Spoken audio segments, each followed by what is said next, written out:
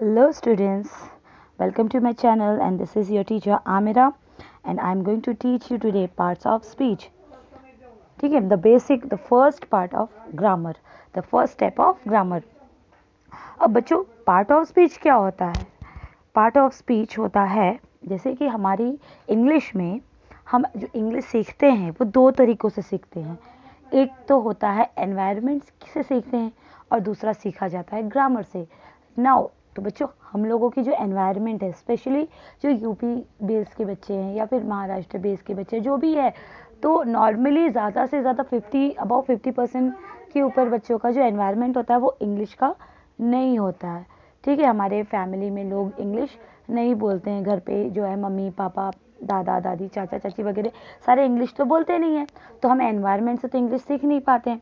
Right, तो हम कैसे सीखते हैं इंग्लिश? हम इंग्लिश सीखते हैं ग्रामर से.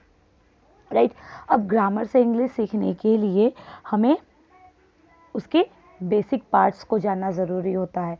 How to form a sentence जानना ज़रूरी होता है. जब हम सेंटेंस को क्रिएट करना सीख जाते हैं तब हम प्रॉपरली इंग्लिश बोल भी सकते हैं, रीड भी कर सकते हैं. राइट, तो आज हम देखते हैं पार्ट ऑफ स्पीच यानी कि हमारा जो बेसिक स्टेप है इंग्लिश का वो. अब आप बच्चे आप तो जानते ही होंगे कि पार्ट्स का मतलब होता है हिस्से. ना पार्ट्स का मतलब होता है हिस्से और स्पीच का मतलब होता है सेंटेंस. राइट, स्पीच का मतलब होता है सेंटेंस. अब सेंटेंस एक नॉर्मली इंग्लिश में सबसे इम्पॉर्टेंट चीज़ होती है प्रॉपर सेंटेंस बनाना, है कि नहीं? प्रॉपर सेंटेंस बनाना सबसे इम्पॉर्टेंट होता है.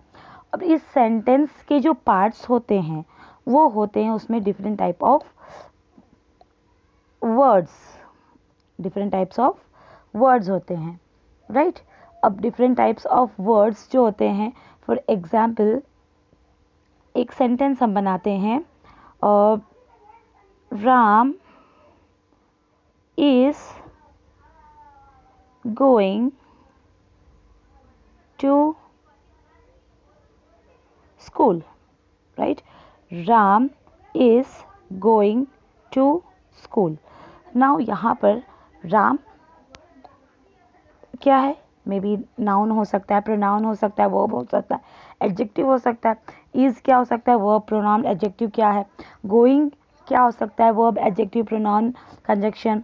टू क्या हो सकता है? स्कूल क्या हो सकता है? ये सारी चीज़ें हमें एस्टिमेट करके अंदाज़ा लगाना पड़ता है और इसके लिए हमें पार्ट ऑफ स्पीच की नॉलेज होना बहुत ही ज़रूरी है. ओके बच्चों, तो now let's start the video और हम देखते हैं कि पार्ट ऑफ स्पीच कैसे हम स्टडी करते हैं. ओके,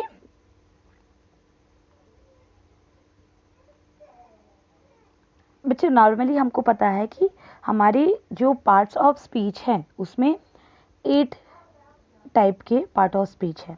राइट, सबसे पहला है हमारा नाउन. ठीक है, अब नाउन है, सेकंड है प्रोनाउन, थर्ड है वर्ब, फिर फोर्थ एडजेक्टिव, पांचवा एडवर्ब, छठवा प्रीपोजिशन, सातवां कंजक्शन और आठवां इंटरजेक्शन. इसमें मैं आप लोगों को एक और ऐड करूंगी, वो आपको अलग वीडियो में बताऊंगी. वो 9वां पार्ट ऑफ स्पीच होता है आर्टिकल. जी हाँ मेरे बच्चों, 9वां पार्ट ऑफ स्पीच होता है आर्टिकल. तो हम स्टार्ट करते हैं. अब आप मुझसे पूछोगे कि मैम पार्ट ऑफ स्पीच जानना क्या ज़रूरी है? ऑफ कोर्स वे बहुत ज़रूरी है.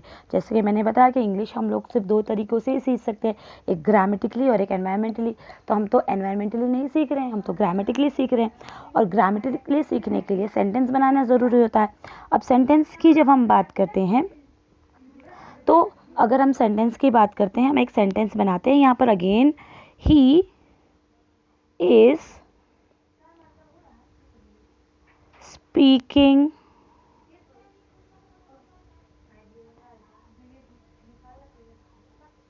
good. He is speaking good. Now बच्चों क्या बताइए मुझे, क्या ये सेंटेंस सही है? He is speaking good. Is it right? No. क्यों नहीं सही है? Because good is a adjective. Right? And speaking is a verb. अब वर्ब और एडजेक्टिव का कोई मेल नहीं होता मेरे बच्चों। तो वर्ब को कौन क्वालिफाई करता है? वर्ब को क्वालिफाई गुड नहीं कर सकता है, वर्ब को क्वालिफाई करेगा वेल, यानी कि एडवर्ब, है ना। वर्ब को एडजेक्टिव क्वालिफाई नहीं करेगा, वर्ब को कौन करेगा? वेल, यानी कि एडवर्ब जो है वर्ब को क्वालिफाई करेगा। ठीक है मेरे बच्चों, तो दैट मीन्स यहाँ पर हमारा सेंटेंस जो है वो होगा ही इज स्पीकिंग वेल। ठीक है, हमारा सेंटेंस बनता है ही इज स्पीकिंग वेल। जी हाँ मेरे बच्चों, अब ये सेंटेंस को प्रॉपरली क्रिएट करने के लिए हमें मुझे क्या ज़रूरी लगा? प्रॉपर चीज़ों को प्रॉपर ऑर्डर में रखना, राइट। अब प्रॉपर चीज़ों को, प्रॉपर वर्ड्स को प्रॉपर ऑर्डर में रखने के लिए मुझे पार्ट ऑफ स्पीच जानना बहुत ज़रूरी है। ठीक है, जैसे कि कोई कार होती है, कार बनती है, मैन्युफैक्चर होती है, उसमें इंजन होता है, स्टीयरिंग होता है और ड्राइविंग व्हील होते हैं, या बहुत सारे पार्ट्स होते हैं। ठीक है, अब वो सारे पार्ट्स हम इकट्ठा किसी बॉक्स में भर दे, कार की शेप के अंदर भर दे, तो क्या कार स्टार्ट हो जाएगी? नहीं ना।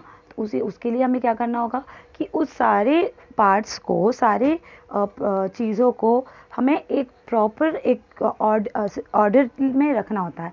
ठीक है, सिस्टमेटिकली ऑर्डर में रखना होता है। तो उसके लिए हमें उसकी नॉलेज ज़रूरी होती है। उसी तरह से इंग्लिश सेंटेंस बनाने के लिए भी हमें उसकी नॉलेज ज़रूरी होती है, राइट। तो लेट्स स्टार्ट। जैसे कि मैंने बताया कि हमारे पास 8 पार्ट ऑफ स्पीच है और 9वां हमारा है आर्टिकल। ठीक है, अब स्टार्ट करते हैं हमारे फर्स्ट वन से, दैट इज नाउन। मेरे बच्चों, नाउन क्या होता है? जैसे दुनिया में हमें पता है everything around us has a name. दुनिया में हर चीज़ों का कुछ ना कुछ नाम होता है, और may be a person, may be a place, may be a thing, और may be an idea, whatever it can be. तो सब चीज़ों का एक नाम होता है, बिना नामों की कोई चीज़ नहीं होती है। So everything around us has a name and these names are called noun. For example, cat, fireman, house, pencil, Chicago. But the cat is a common name for an animal, a common name, fireman, house, pencil, Chicago. So this is a common name for everyone, right? Next, uh,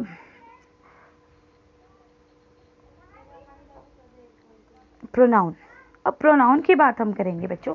pronoun is a word that is used in the place of noun, यानी कि noun की जगह पे इस्तेमाल होने वाले word को हम प्रोनाउन कहते हैं। For example, he.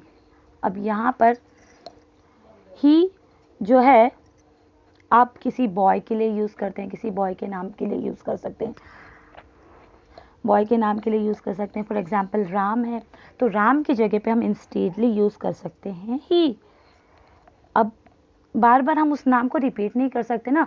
Ram is a boy, Ram is a good boy, Ram is a intelligent boy, Ram goes to school every day, Ram scores good marks. Now हर बार हर सेंटेंस में राम को रिपीट करना, it doesn't look good, right?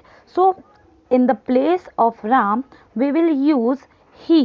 In the place of Ram we will use he, and he is the pronoun of noun. Okay, उसी तरह से next pronoun हमारा एग्जाम्पल है शी। शी जो हम यूज़ करते हैं वो किसी गर्ल के स्पेसिफिक नेम के लिए यूज़ करते हैं शी। ठीक है, किसी स्पेसिफिक नेम की लड़की के जगह पर। ओके, जैसे for example, there is a girl whose name is Sheila. Now, Sheila is a very beautiful girl. Sheila wears beautiful dresses. Sheila has blue eyes, right? Etc. etc. Now, every time we can't use the name Sheila again and again in the sentences. So, we have to use she instead of Sheila, because she is the pronoun of Sheila. So, as well as it, they, you, we, these all are pronouns. Okay, and next one is verb. अब मेरे बच्चों verb क्या है? Verb की definition है a word that tells what someone और something does, an action word और word of being, या मे बी हम उसे कह सकते हैं हिंदी में आप उसे कहते हैं क्रिया। ओके जी माय डियर स्टूडेंट्स, देखिए इस दुनिया में जो भी है anything any work there is a subject. अगर बिना किसी के कर्ता के कोई क्रिया होती नहीं है, right? So if there is someone who does the work, और if by someone the work is done, it is called the verb or an action, a word that tells what someone or something does, या कोई भी या कुछ भी कोई काम करता है तो उसे हम verb कहते हैं, या तो उसे हम कोई एक्शन वर्ड या फिर बीइंग वर्ड भी कह सकते हैं। और नॉर्मली हम आगे बात करेंगे वर्ब के तो बहुत सारे पार्ट्स भी होते हैं, तो हम नेक्स्ट वीडियो में मैं इसको आपको डीपली बताऊंगी, राइट? एग्जाम्पल की बात करेंगे तो वर्ब के एग्जाम्पल है sit, laugh, run, jump. Okay, ये सारे वर्ब की एग्जाम्पल्स है। Next is adjective. नाउ मेरे बच्चों एडजेक्टिव होता क्या है?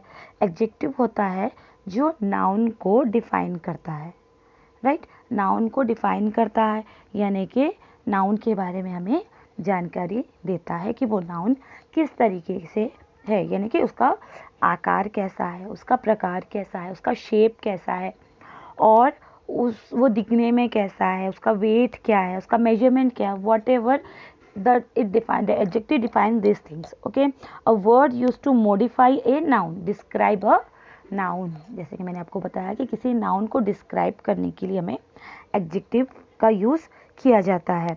Example happy, sad, red, green, short, tall, fat, hairy. Example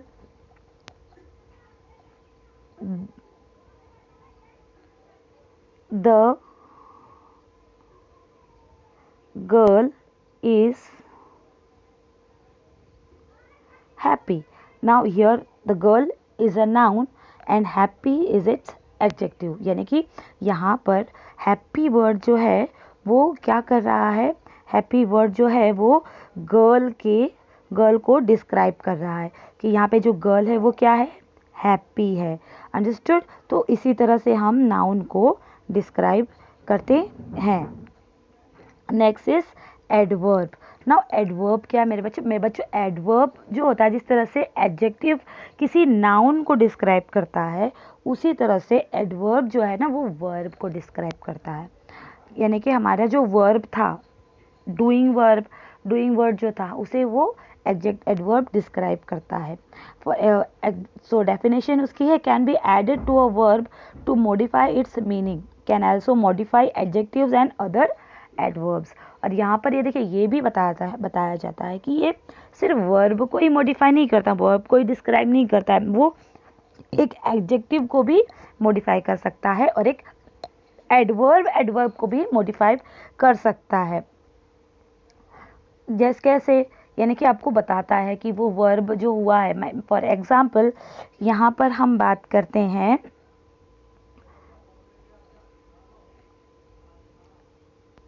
ईट, राइट? अब ईट एक वर्ब है, ईट एक वर्ब है। अब ये वर्ब को हम मॉडिफाई करेंगे, ईट खाना। अब खाना स्लोली, फास्टली, राइट? ये ईट को मॉडिफाई कर रहा है, या तो हम स्लोली खाते हैं या फास्टली खाते हैं, या फिर मे बी हंग्रीली भी खा सकते हैं, है ना? या तो फिर लेजीली भी खा सकते हैं। ओके, तो यहाँ पर वर्ब को वो मॉडिफाई कर रहा है ना। And many and in ly but not always.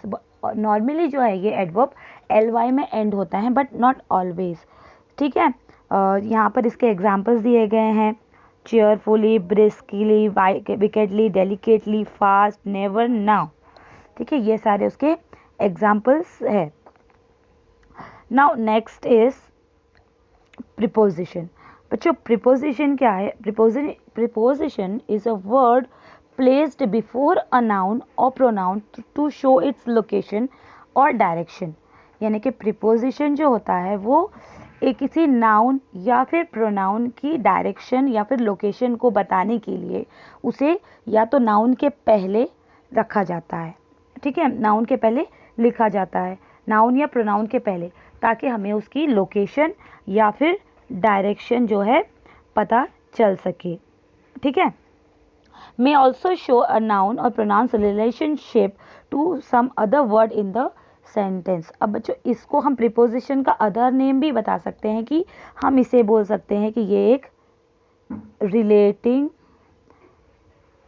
Word है, यानी कि रिलेटिंग वर्ड है, यानी कि किसी भी नाउन या प्रोनाउन को ये एक दूसरे से रिलेट करता है, ठीक है, किसी भी नाउन या प्रोनाउन को एक दूसरे से रिलेट करता है और ये बताता है कि वो नाउन उसकी पोजीशन कहाँ पर है, इसीलिए इसको बोला जाता है प्रीपोजिशन। और इसीलिए ये नाउन के प्री लिखा जाता है, नाउन या प्रोनाउन के ये पहले लिखा जाता है, इसीलिए इसे बोला जाता है प्रीपोजिशन। ओके, नाउ एग्जांपल्स हैं to, with, against, by, from, at, for, across and in. यहाँ पर हम बात करेंगे अब किसी नाउन की और प्रोनाउन की पोजीशन कैसे कोई बता सकता है। एग्जाम्पल के लिए by a sentence let me show, the cat is under the table, the cat is under the table. Okay, यानी कि यहाँ पर जो कैट है वो क्या है हमारा, वो कैट हमारा नाउन है। Okay, and next the table is also a noun, है ना। अब ये नाउन को दूसरे नाउन से रिलेट कर रहा है, किस वर्ड से, अंडर वर्ड से। ये एक नाउन को दूसरे नाउन से रिलेट कर रहा है अंडर वर्ड से, यानी कि जो ये कैट है वो टेबल के अंडर है रखी हुई है, यानी कि इसका जो पोजीशन है कैट का वो अंडर द टेबल है, यानी कि टेबल के नीचे है। ओके, तो इसी तरह से हम काफ़ी एग्जांपल्स आपको प्रीपोजिशन में आगे बताएंगे। नेक्स्ट हमारा है कंजक्शन। अब कंजक्शन की बात करेंगे तो कंजक्शन को हम बोल सकते हैं कनेक्टिंग वर्ड, कंजक्शन को बोल सकते हैं कनेक्टिंग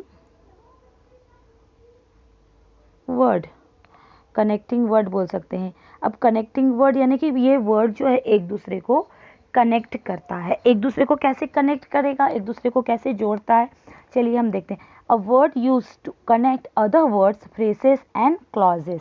ये जो वर्ड होता है कंजक्शन, ये किसी वर्ड को एक दूसरे वर्ड से कनेक्ट कर सकता है, एक फ्रेज को दूसरे फ्रेज से कनेक्ट कर सकता है, एक क्लॉज को दूसरे क्लॉज से कनेक्ट कर सकता है, एक सेंटेंस को दूसरे सेंटेंस से भी ये कनेक्ट कर सकता है।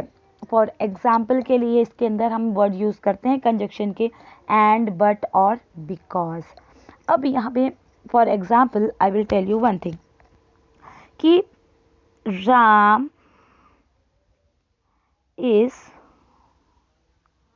गुड बॉय, ठीक है, and next Ravi is good boy, ठीक है। यहाँ पर राम भी गुड बॉय है, रवि भी गुड बॉय है, ठीक है, दोनों भी सेम है। यहाँ पर सिर्फ राम का नेम अलग है और रवि का नेम अलग है। सेंटेंस क्या है, दोनों भी सेम है। अब ये दोनों सेम सेंटेंस को हमें बार बार बोलना है, तो इसी को हमें अगर जोड़ना होता है तो हम कैसे जोड़ेंगे, Ram and Ravi are good boys. यहाँ पर आपका जो कंजक्शन वर्ड एंड है, कनेक्टिंग वर्ड एंड है, उसने राम एंड रवि को जोड़ दिया है, राइट, उसने राम एंड रवि को जोड़ दिया है। Ram and Ravi are good boys. अब यहाँ पर आपका राम सेंटेंस कनेक्ट हो गया एक दूसरे से। उसी तरह से आप बट और बिकॉज से भी आप कनेक्ट कर सकते हैं। Next is interjection. अब इंटरजेक्शन को हम बोल सकते हैं कि ये एक तरह से फीलिंग्स वाले वर्ड्स होते हैं। A word that express strong और sudden emotion, used as an exclamation by itself or with a comma following it if used at the beginning of a sentence, capable of standing by itself।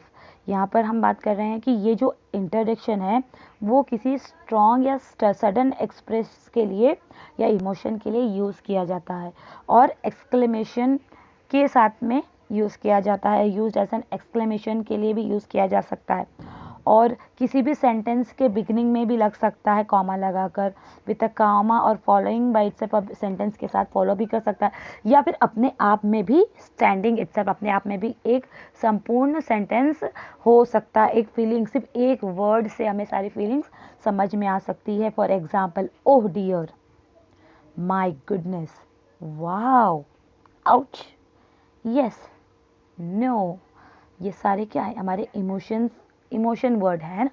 हम इस word से हमारे emotions झलकते हैं, right. For example, ouch,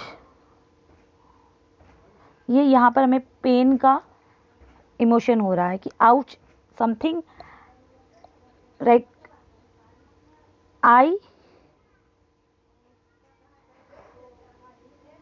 got hurt, मुझे चोट लगी है।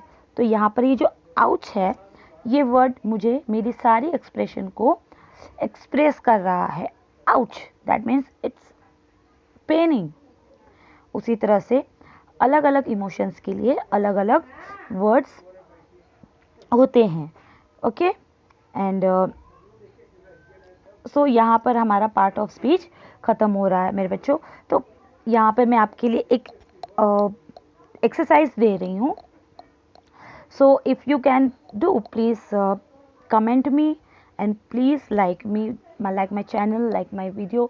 और अगर आपको ये वीडियो पसंद आया है तो please please please comment your name inbox में। Okay, bye.